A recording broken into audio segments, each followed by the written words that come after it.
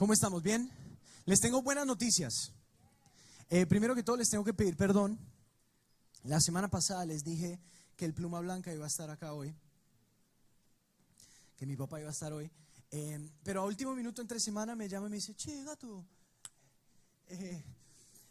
me dice, llego el 12. Y yo, ¿qué? ¿No llegabas el viernes? Y me intentó explicar y la verdad no le entendí. Me dijo, no, es que regreso a fin de mes y la verdad sí me voy a... Listo, dale, tranquilo, no pasa nada. Entonces, por eso hoy no está acá el jefe. Pero les tengo muy buenas noticias. Esta semana que pasó, ya firmamos con una compañía y esta semana arrancan a trabajar en el aire. Se acabó la iglesia Fit, donde quemas calorías mientras alabas. Pero las últimas semanas hemos estado teniendo conversaciones alrededor del tema de cuál es nuestro llamado. De que nosotros como cristianos tenemos un llamado y ese llamado es claro. Llevamos 2 semanas, hablamos de lo que es el método Jesús, de cómo hizo Jesús para vivir en esta tierra y cómo deberíamos nosotros vivir en esta tierra. Y hoy quiero seguir esa conversación.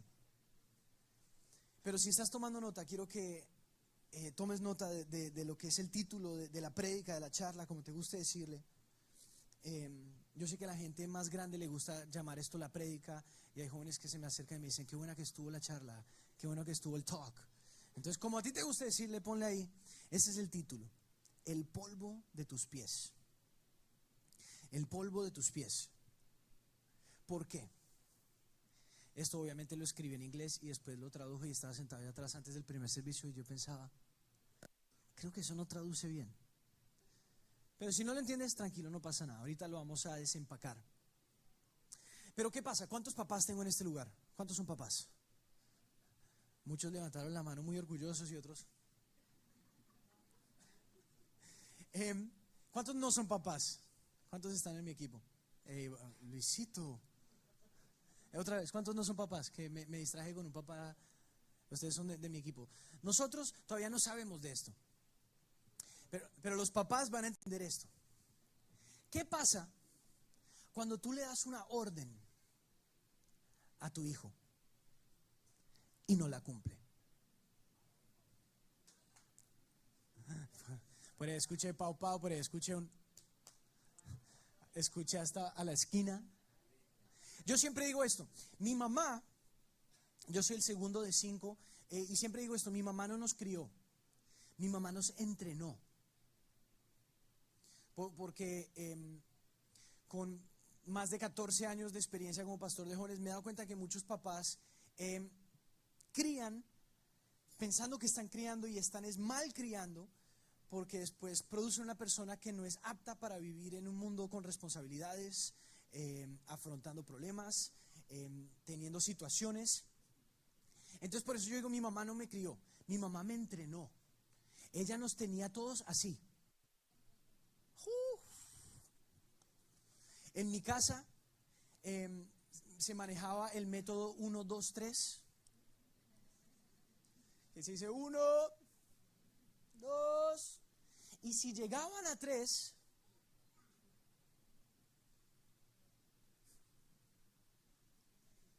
he visto papás que manejan el 1, 2, 3, 3, 3, 3, 3, 3, 3, 3, 3, 3, 3, 3, 3, 3, 3, 3, 3, 3, 3. Después dicen, pero ¿por qué no obedece? Pero todos sabemos, no todos, los papás saben que cuando dan una orden, esa orden va amarrada o va casada con una responsabilidad. Y la responsabilidad del que recibe esa orden es cumplir con esa función. ¿Cierto? ¿Sí? Una persona entiende. Chévere, gracias Luisito. 10 puntos para vos. En mi casa, mi mamá tenía un chart en la nevera, un horario. Y cada uno tenía sus funciones. Y tú tenías que cumplir tu función. Pero obviamente si no cumplías tu función tenías consecuencias. Pero si ayudabas a tus hermanos en sus funciones, ganabas estrellas. Y si ganabas estrellas, ganabas a fin de mes premios. Mi función, y tengo a mi esposa acá, no me deja mentir, de chiquito era la lavandería de todos. Hasta el sol de hoy odio hacer la lavandería.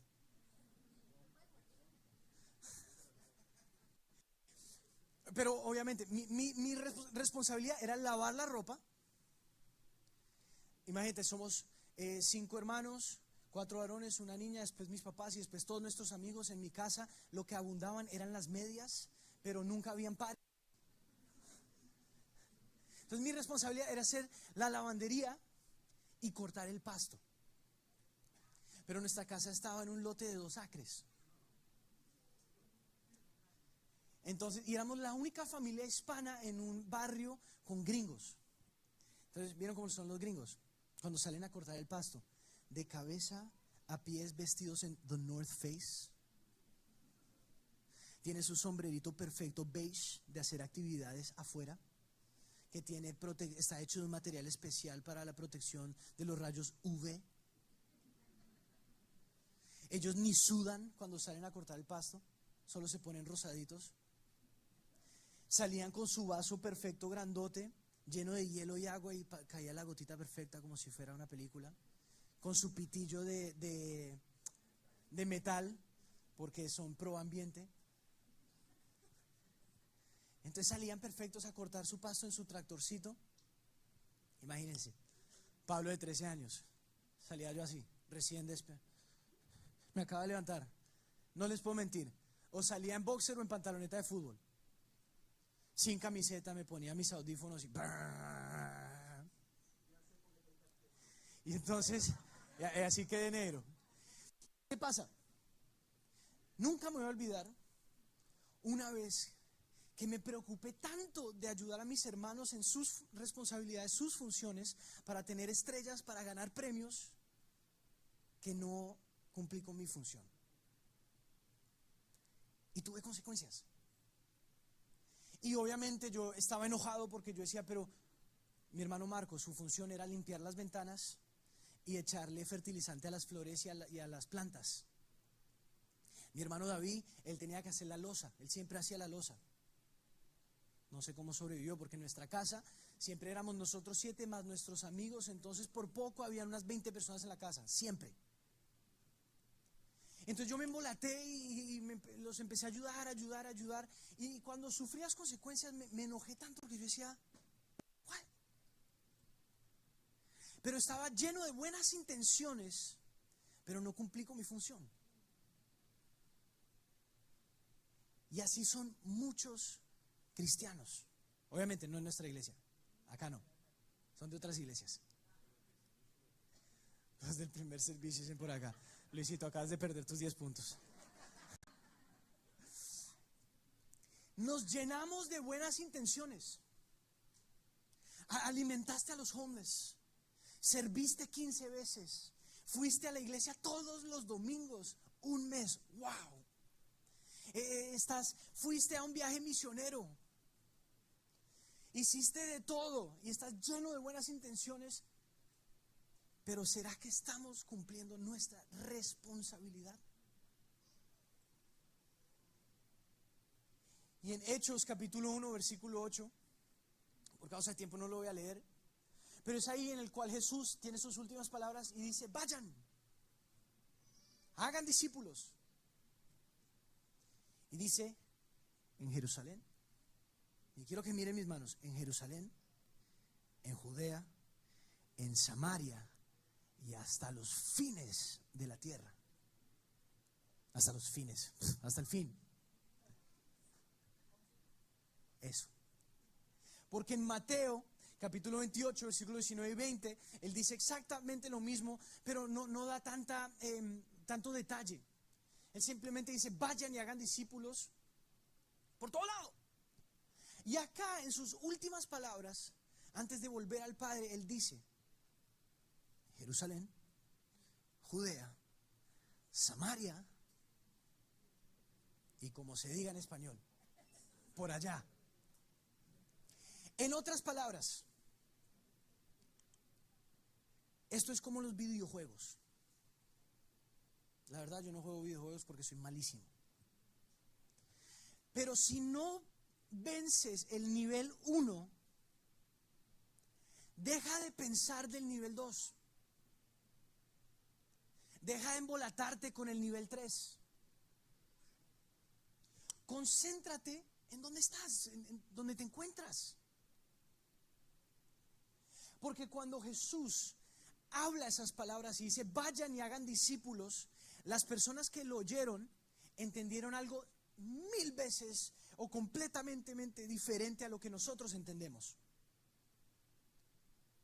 No sé dónde ni cuándo, y creo que fueron de buenas intenciones, que los cristianos convertimos el discipulado en un proceso. El discipulado en un curso de 10 pasos. Que ven los miércoles a la noche, a las 7 de la noche, vamos a hacer 2 pasos por miércoles, y al final, cuando terminas, estás igual a como comenzaste. Porque ir y hacer discípulos no es ir y hacer un curso, hacer un programa. Ir y hacer discípulos es un estilo de vida. Porque cuando leemos las Escrituras, el Nuevo Testamento, el apóstol Pablo no era un misionero. El apóstol Pablo no es que se iba en misiones, sino que él entendía. Y cuando él iba a una ciudad nueva, lo que él hacía discípulos. Y habían tantos discípulos que después quedaba una comunidad de fe, y lo que nosotros leemos hoy como nuestra Biblia era simplemente él discipulándolos a la distancia.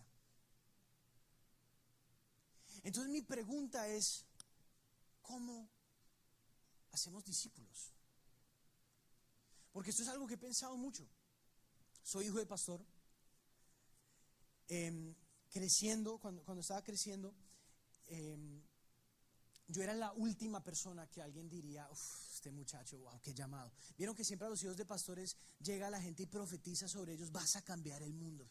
Yo creo que arrancaban con mi hermano y pasaban por encima mío y seguían al resto.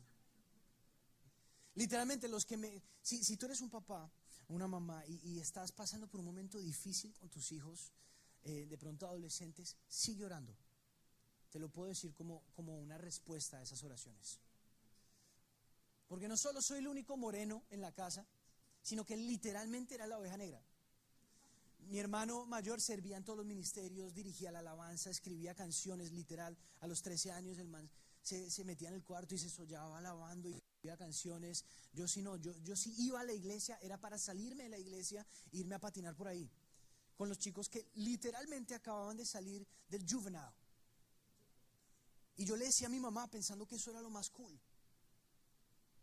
Entonces mi mamá y mi papá nos mandaban a todos los campamentos, todos los retiros, todos los encuentros. Imagínense, yo ni sabía que había una diferencia entre campamento, retiro y encuentro. De todas las iglesias, todas las denominaciones, en todas las ciudades, porque justo estábamos viajando mucho. Y cuando crecí, empecé a analizar mi vida, cuando empecé a pensar en esto, y me di cuenta, wow, pasé por todos los procesos de discipulado y nunca hubo resultado. Pero me pongo a analizar mi vida y vi que hubieron personas que me discipularon de verdad. Y eso causó cambio en mí. Y eso produjo o comenzó lo que soy hoy. Entonces mi pregunta es, ¿cómo hacer discípulos? Si Jesús dijo, vayan y hagan discípulos. No, vayan y alimenten al pobre, o vayan y creen un servicio espectacular, vayan y consigan la mejor iglesia, vayan y sirven la iglesia toda la semana. No, dijo, vayan y hagan discípulos. El resto obviamente es parte de, pero no es el top. Entonces, si ya estamos ahí, ya sabemos cuál es nuestra definición de discípulos. Cuando alguien te dice tienes que tener discípulos, es más, hice la tarea de pensar ¿yo qué pienso o qué pensaba antes cuando alguien me decía, ¿será que tienes un discípulo? Seamos honestos, pensemos que no estamos en la iglesia. What is that? ¿Qué es eso? Esa es la responsabilidad del líder. Esa es la responsabilidad del pastor. ¿Estás discipulando a alguien? ¿Te metiste al discipulado? Y todo, si somos honestos, suena como no, gracias. Pero entonces, ¿qué pasa? Porque los discípulos entendieron esto diferente, porque para ellos ser un discípulo era algo completamente diferente. Cuando un rabino, un profesor de la ley, le decía a alguien, a un joven, hey, deja todo y sígueme, sé mi discípulo, ¿qué sucedía? El rabino, el profesor de la ley, la persona, el maestro, por ejemplo, yo le diría a Caleb, deja todo, sígueme, ven. ¿Qué pasaría? Lo primero que yo haría, y eso es lo que entendieron ellos cuando Jesús habló estas palabras, yo le abriría las puertas de mi casa a Caleb para que él viniera y hasta en casos viviera conmigo. ¿Por qué? Para que él viera qué hombre soy ahí. No qué hombre soy acá. No, qué hombre soy en mi casa. Y después los teólogos dicen que lo llevaría a la plaza. Y traduces eso a nuestro lenguaje, sería a nuestra rutina. Yo metería a Caleb en mi rutina. ¿Qué hago todos los días? Para que él viera que hay una consistencia. Wow, el hombre que eres detrás de puertas cerradas es igual al hombre que está acá en su rutina diaria. Y el último paso sería que lo llevaría a la sinagoga, a la iglesia. Y ese sería como la confirmación de que el hombre que opera en la iglesia es el mismo que opera en la casa cuando está sentado en la sala en boxers porque está cansado. Eso es lo que ellos entendían como discipular. Entonces hoy quiero que hablemos de esas tres áreas: tu casa, tu rutina, tu iglesia. Y la verdad, en el primer servicio, y ya debí haber sabido antes de arrancar esto, que solo con hablar de la primer área podríamos pasar meses. Porque si tienes tu Biblia, me encantaría que la abras a Daniel capítulo 6, versículo 10. Daniel capítulo 6, versículo 10. Y esta es una parte de las escrituras muy famosas, porque este es el momento en el cual tiran a Daniel con los leones. Y es más, ves ahí el título del capítulo: Daniel en el foso de los leones. Versículo 10. Cuando Daniel se enteró de la publicación del decreto, se fue a su casa y se subió a su dormitorio, cuyas ventanas se abrían en dirección a Jerusalén. Allí se arrodilló y se puso a orar y a alabar a Dios, pues tenía de costumbre orar 3 veces al día. La palabra clave en este versículo es costumbre, no obligación.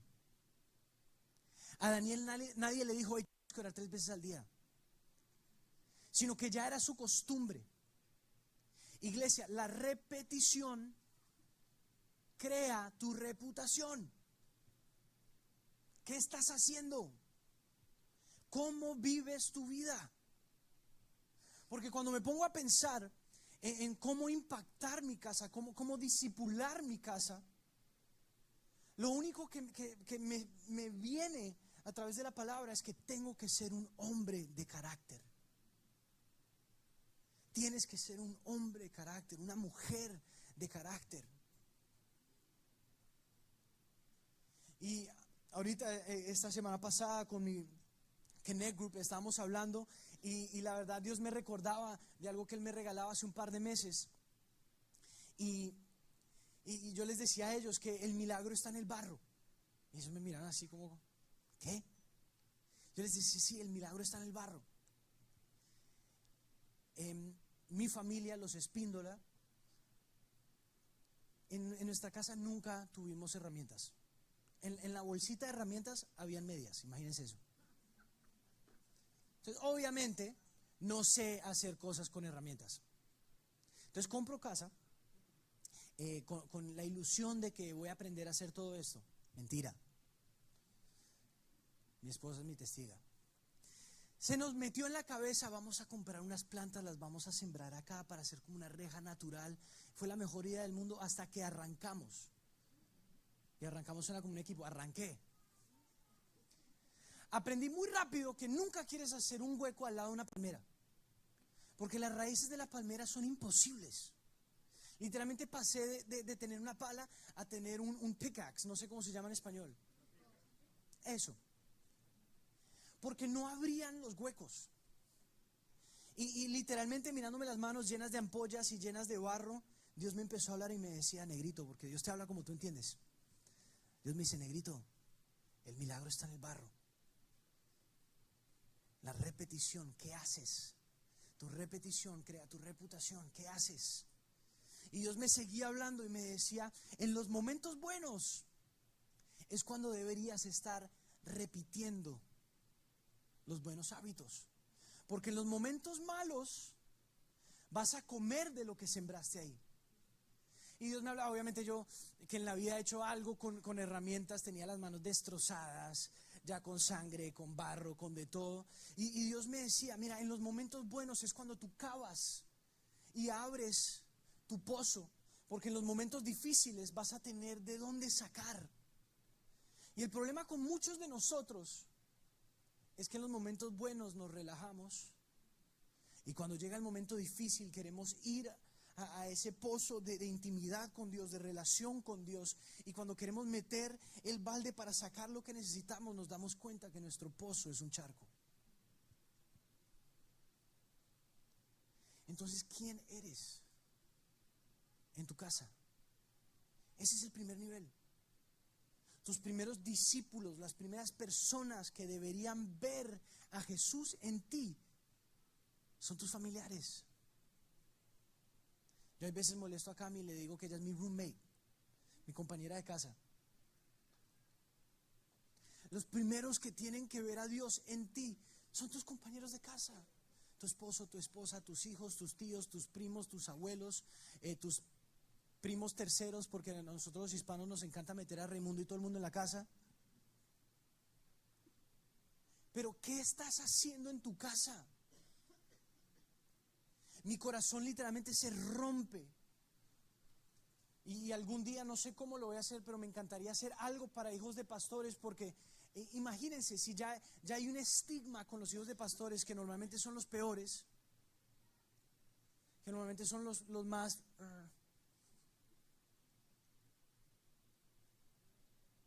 Y es porque hay personas que se preocupan del segundo paso, tercer paso, cuarto paso, quinto nivel, sexto nivel, y hacen, y hacen, y hacen, y hacen, y hacen, y hacen. Pero en su casa, y esto se los digo de todo corazón, yo soy producto de un papá y una mamá con carácter. De que mi papá era el mismo en esta plataforma que el lunes en la casa, que las mismas barbaridades que diría acá son las mismas que diría en casa. No es que había un hombre en la iglesia y un hombre en la casa, sino que simplemente era. Y eso me impactó tanto que cambió mi vida, porque me di cuenta, llegué al punto donde me miré al espejo y me di cuenta, yo no era un hombre con una máscara, sino que era un hombre con miles de máscaras. A tal punto que ya ni sabía quién era. Entonces, ¿qué ven tus familiares? Por eso te digo, ese vayan y hagan discípulos es un estilo de vida. Jerusalén, Judea, Samaria y hasta donde se devuelve el viento. ¿Qué ve tu familia? ¿Qué tipo de hombre eres en tu familia? ¿Qué tipo de mujer eres en tu familia? ¿Qué tipo de hijo eres en tu familia? ¿Qué tipo de hija eres en tu familia? Porque te voy a decir la verdad, a mí personalmente, Pablo Espíndola, no me importa mucho ser la persona adecuada en este lugar. Porque yo sé que yo tengo una obligación, ya no es ni siquiera una responsabilidad. Acá yo tengo una obligación de ser la persona que la iglesia espera que el pastor sea, que la iglesia tiene un nivel del que el pastor sea. Ya hay una obligación sobre mí, y si les soy honestos, a mí no me importa esto.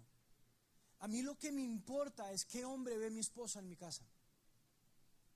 A mí lo que me importa es qué hombre, cómo reacciona ese hombre frente a dificultades en casa. Eso es lo que me importa. Porque sé que de ahí sale el hombre necesario en las otras áreas de la vida. Entonces, ¿cómo está tu carácter?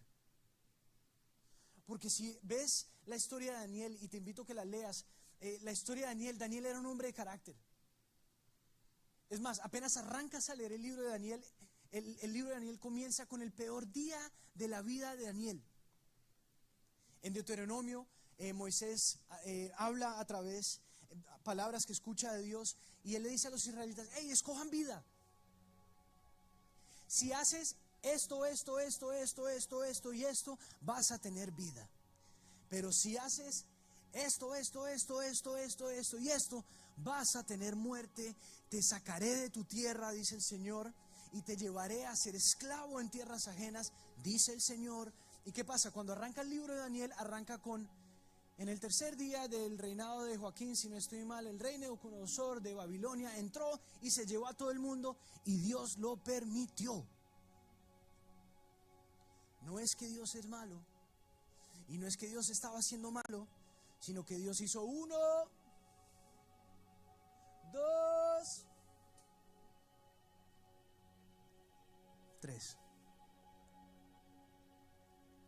Y desde el primer momento que Daniel entra, era un hombre de carácter, tanto que lo eligen. Y ahí, muchos conocemos la historia. Él dice: yo no voy a comer nada de esa mesa, porque el rey los quería alimentar bien, los quería tener bien. Y muchas personas dicen: wow, que ese Daniel espectacular, solo quería comer. No, sino que él sabía que la comida que estaba en esa mesa había sido sacrificada a los dioses de Babilonia. Y él dice: no, mi cuerpo va a ser un sacrificio, porque yo no voy a manchar mi cuerpo. Era un hombre de carácter. La falta de carácter va con los tiempos, se amolda a qué está sucediendo. Una persona de carácter es. Y nunca me voy a olvidar, en la universidad tuve una conversación con uno de mis mentores, y él me dijo: Dios siempre te va a dar la oportunidad de vivir tus sueños. Tu carácter te van a sostener o van a hacer que todo se caiga.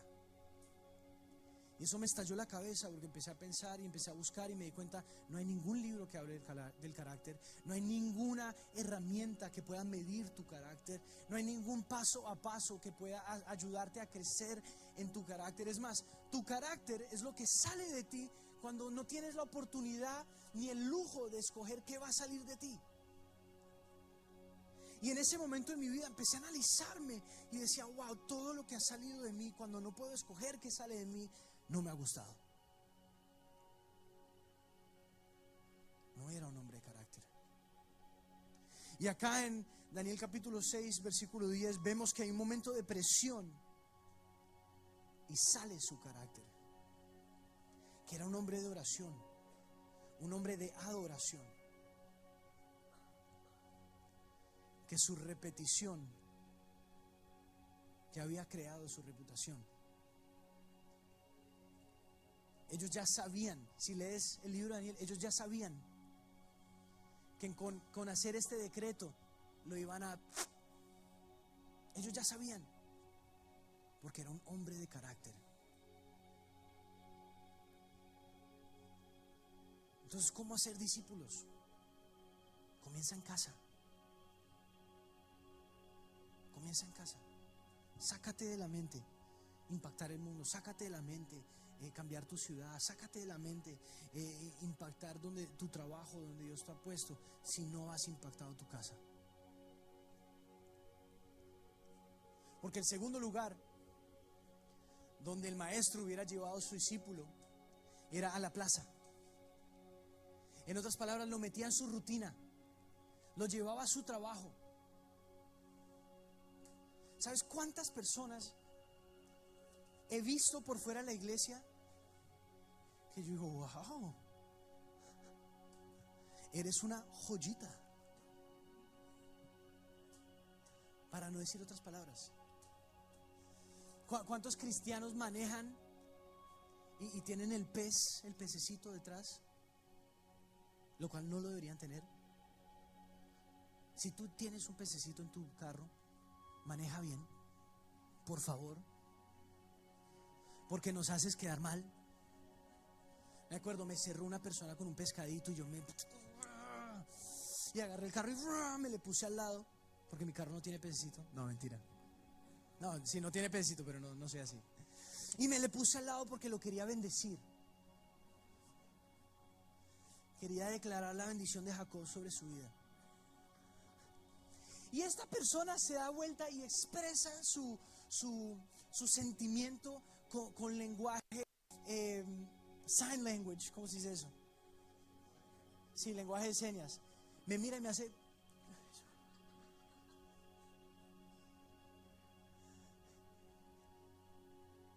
¿Quién eres en tu día a día? ¿Quién eres en tu trabajo? Esta semana estuve en una conferencia de pastores y era súper exclusiva y me dijeron, puedes traer un par de personas. Y me llevé un par de personas de la iglesia que sé que son súper divertidos, porque la verdad no sabía qué iba a pasar en este lugar. Entonces dije, no, si termina siendo un hueso, por lo menos llevo gente divertida y la pasamos bien. Pero era espectacular. Y nos dieron un dato que yo no sabía y la verdad me dejó wow. Preguntaron, ¿quieres saber cuál es la iglesia con el crecimiento más rápido del mundo?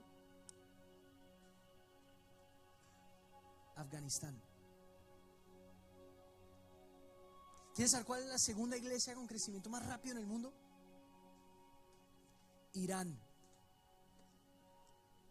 Y la tercera más grande del mundo, con el crecimiento más rápido del mundo, la China, que acaban de editar la Biblia. No sé si vieron eso. En China decidieron editar la Biblia. Y el ejemplo que están usando es en la historia que traen a la mujer en adulterio y la tiran al frente de Jesús. Y la gente está lista para apedrear a la señora. Y Jesús empieza a escribir en el piso con sus dedos. Y que se para y dice, el que esté libre de pecado, que tire la primera piedra. Y él la levanta a ella y le dice, mujer, ¿quién te acusa? Ve, tus pecados son perdonados. Eso es lo que dice la Biblia.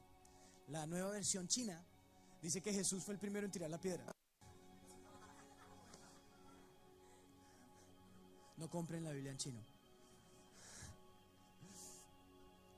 Pero empezaron a hablar del método de estas tres iglesias. Y la nueva estrategia de estas tres iglesias. Y yo escuchaba eso y ya sabía que iba a predicar de esto. Y yo decía, no puedo creerlo. El método es simplemente vivir y hacerse amigos de las personas. Y cuando ya llevan un par de meses de amistad, las encuestas, todas las personas decían, llega el punto en el cual la persona nos pregunta que, oye, ¿tú qué eres? ¿Tú qué tienes? Y la persona le decía, no, soy cristiano. Y ahí es donde la persona decía, wow, yo quiero eso. Los llevaban a su casa, los veían en su rutina y por último llegaban a la iglesia. Y estos son tres países donde te matan si eres cristiano. Acá ni te miran mal si eres cristiano. Es más, acá en Estados Unidos tenemos cristianos que son mejores agentes secretos que James Bond. Ni ellos saben que son cristianos. Llegan a la iglesia, ay, wow, Hacer discípulos es un estilo de vida. Porque si yo soy un maestro y invito a Caleb a que sea mi discípulo, significa que mi vida vale la pena seguirla. Significa que mi vida vale la pena imitarla. Y por eso Jesús dice: vayan y hagan discípulos. En tu casa, en tu rutina, en tu día a día, en tu iglesia. Y no para ahí, dice: ya está, hasta el fin. Entonces, en tu rutina, ¿quién eres? ¿Saben cuántas personas se me han acercado a decirme: no, es que vi a fulanito en el trabajo y no vas a creer la manera que habla? Tú lo ves en la iglesia y adora y esto y lo otro, y cuando sale, no salen las palabrotas que salen de su boca. Les voy a ser honesto, yo sé que hay veces se me salen unas barbaridades de la boca y la razón es porque crecí acá, pienso en inglés. Pero la verdad es que lo mismo que digo acá, la misma manera que hablo acá, es la misma manera que hablo allá. Pero hay cristianos que viven entre semana de una manera, entran a la iglesia y hasta la voz se les pone más gruesa.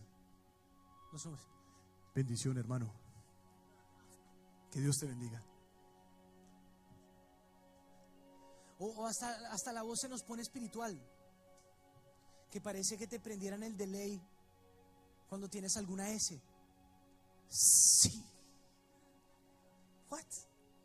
Estás en la iglesia y dicen algo y dices: amén.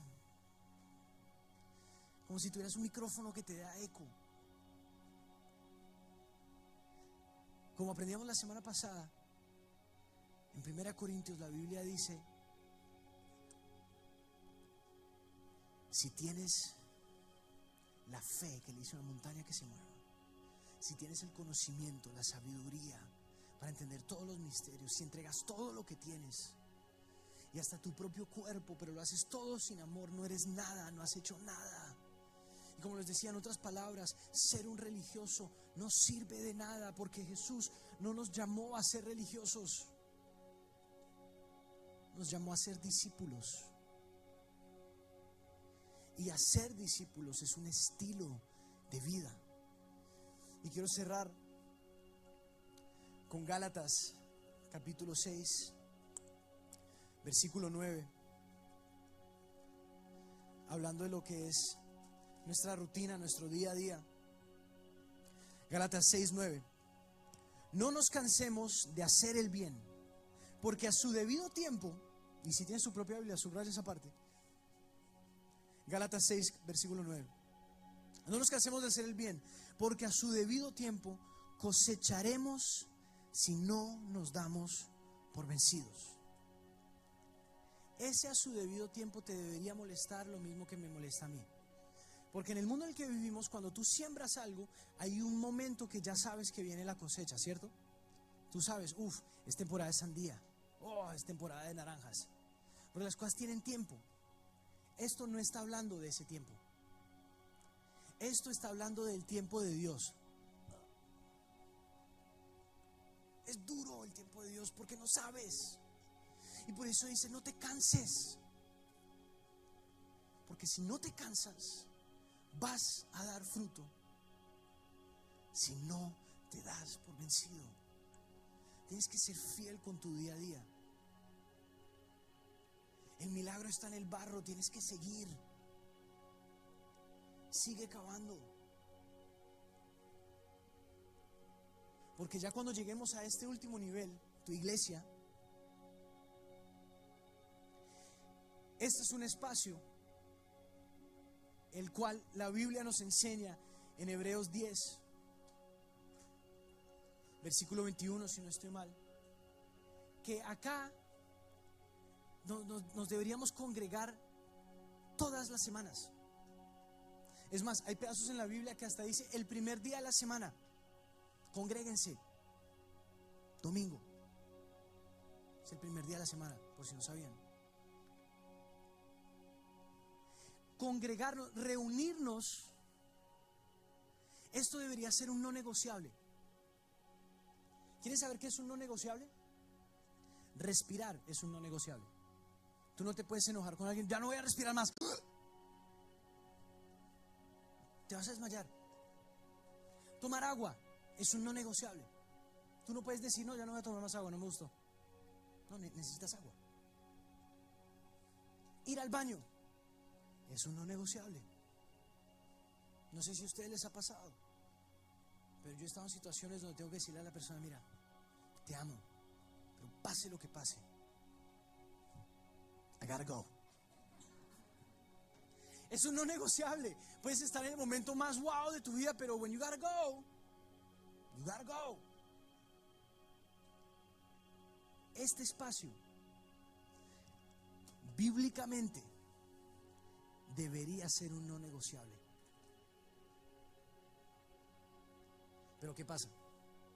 ¡Hey, no te he visto! Hace mucho tiempo. Es que llegó la familia de Colombia. Y tráelos. Seguro necesitan de Dios. No, pastor, es que justo ese domingo tuvimos un asadito. Como dijeron en el primer servicio, trae el asado. Haz el asadito acá afuera. Es que justo era el único momento en el cual podía descansar. Entonces estás viviendo en tus fuerzas y no en las fuerzas que Dios te da. Ok, prepárate para estrellarte contra la pared. No son mis palabras, lo que dice la palabra de Dios. Este espacio debería ser un no negociable. ¿Por qué? Porque Dios ha puesto personas en tu vida, en tu mundo, que necesitan verte acá para después verte acá, y cuando lleguen acá decir, wow, Dios es real. Hay consistencia en esa persona. Esto no es simplemente una rutina, esto no es simplemente una religión. Hay consistencia, hay cambio de principio a fin.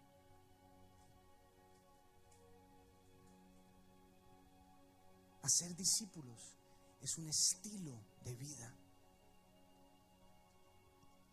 Porque Dios te creó para que vivas de tal manera que las personas que te vean vivir te quieran imitar y te quieran seguir. No porque tú eres espectacular, sino que porque en la tormenta tienes paz. Porque en los problemas hay esperanza. Porque en la mitad del desierto más grande del mundo hay fuerza. Porque cuando parece que ya no deberías tener más fuerza en ti, eres la roca que sostiene a los demás. Y todo eso es la obra del Espíritu Santo en nosotros. Entonces tú y yo, papá nos dio una tarea, y esa tarea trae una responsabilidad, que es hora que tú y yo empecemos a vivir.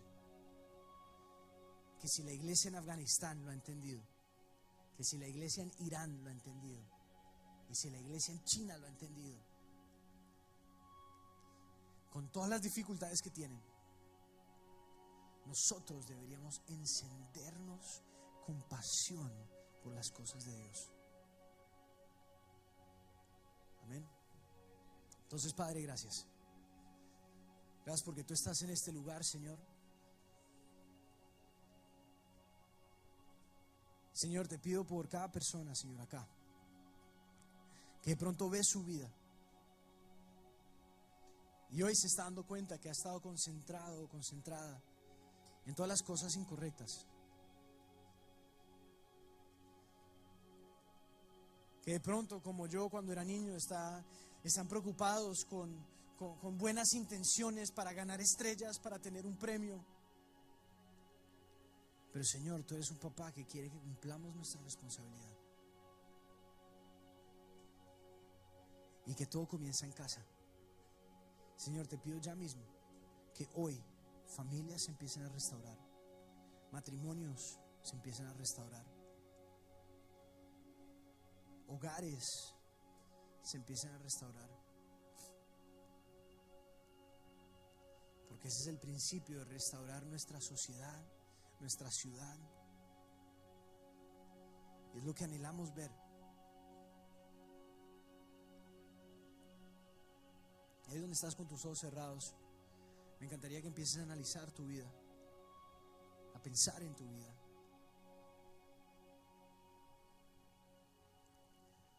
Porque de la misma manera que Jesús nos llama a ir y a ser discípulos, cuando tú entras en relación con Dios, Él entra a tu casa, Él entra a tu rutina y Él entra a tu iglesia. Pero de pronto estás sentado acá y te das cuenta que de pronto hoy es tu primera vez en una iglesia cristiana y nunca has tenido la oportunidad de decirle: Señor, aquí está mi vida, te quiero entregar mi corazón. O de pronto hoy es tu primera vez y llevas de pronto años o meses por fuera de la iglesia, por fuera de los pasos de Dios, y hoy regresaste y te das cuenta: wow, es hora de poner mi vida en orden. Y sabes que hoy le tienes que entregar tu corazón a Dios. Te voy a invitar a que hagas algo supremamente fácil, y es que a la cuenta de 3 levantes tu mano para yo saber con quién estoy orando. Pero 1, la palabra de Dios dice que hoy es el día. Hoy es tu día. La palabra de Dios dice: hoy es el día de la salvación.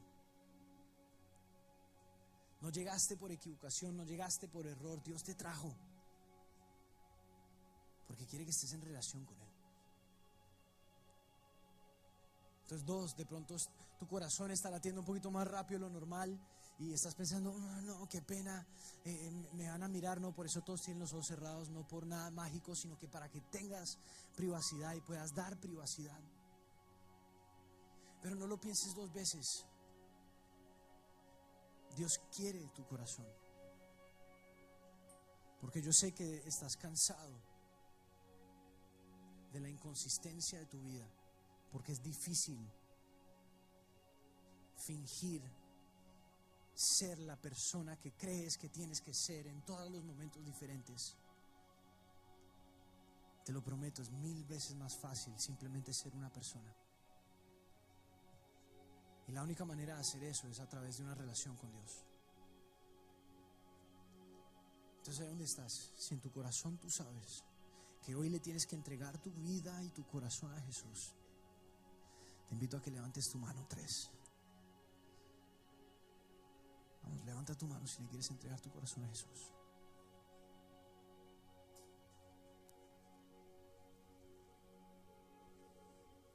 Gracias, ahí pueden bajar sus manos. La palabra de Dios dice que en Romanos, que si crees en tu corazón y confiesas con tu boca que Jesús es tu Señor y Salvador, serás salvo.